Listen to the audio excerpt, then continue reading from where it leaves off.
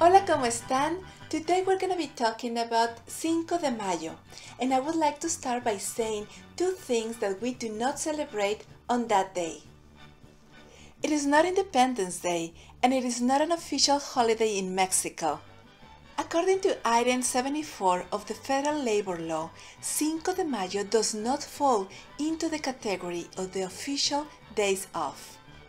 But it's definitely a very important holiday to commemorate because of what happened on that day.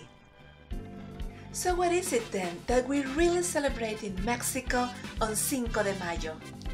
Well, in Mexico, on Cinco de Mayo, we celebrate the victory of the Mexican army over the French army, commanded by Ferdinand Ledru under orders of Napoleon III on 1862.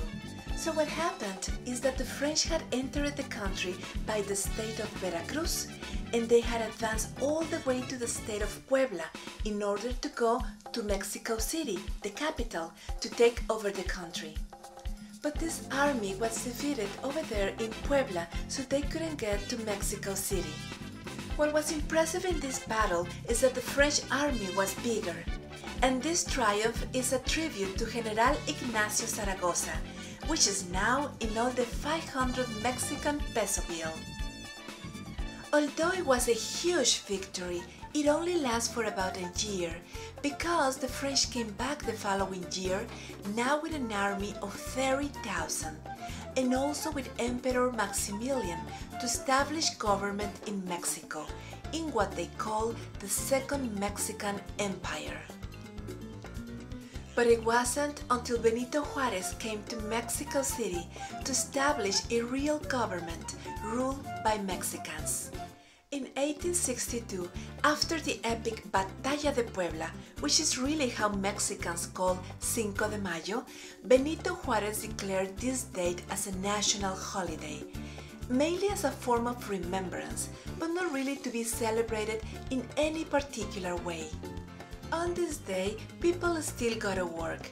There is not a specific music or parades or a type of food, although some schools give the day off to children. Where the celebration really happens are in the states of Puebla, which is where the battle took place, and also Veracruz, which is the port that the French used to enter the country. In these states, but especially in Puebla, they have big celebrations, and then they have the president as a special guest, and he pays honor to the flag and has fellowship with the military while enjoying beautiful parades and then exquisite food afterwards. I hope you learned something interesting about Cinco de Mayo. See you next week. Nos vemos pronto.